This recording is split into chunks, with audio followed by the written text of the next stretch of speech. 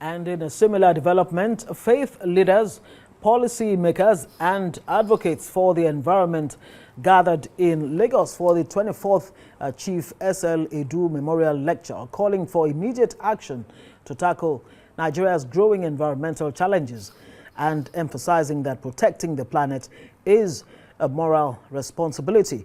The lecture, themed "To Have and to Hold, Faith and Care of the Environment," was organized by the Nigerian Conservation Foundation with support from Chevron Nigeria Limited and the Edu family. Guest speaker Bishop Matthew Hassan Kukah highlighted the moral imperatives of environmental stewardship, while the Archdiocese of Lagos, represented by Archbishop Most Reverend Dr. Alfred Adua Martins, reaffirmed its commitment to promoting awareness through parishes, schools and community programs. NCF's DG, Dr. Joseph Onoja, stressed the essential role of faith communities in driving sustainable practices nationwide.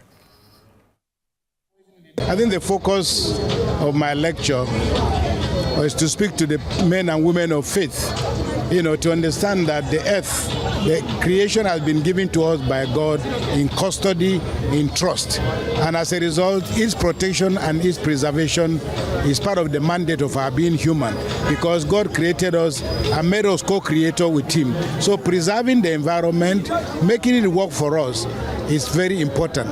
And the second point is our inability to use the environment to support ourselves through the unruly exploitation of the land, whether it's mining, whether it's oil drilling or whatever.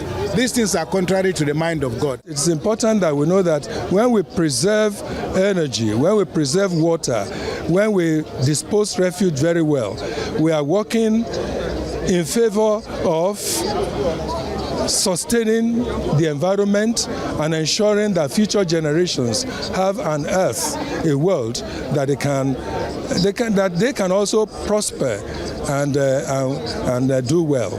Everybody is kind of connected to a faith, and that's why there was a need for us to bring this conversation so that people will know that there is an obligation faith-wise to care for the environment. And that was why we brought the erudite speaker to speak on it today.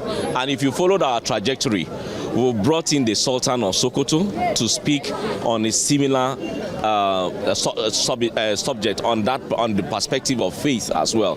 So this is like completing the loop, and it will be a continuous conversation because there's more to be done.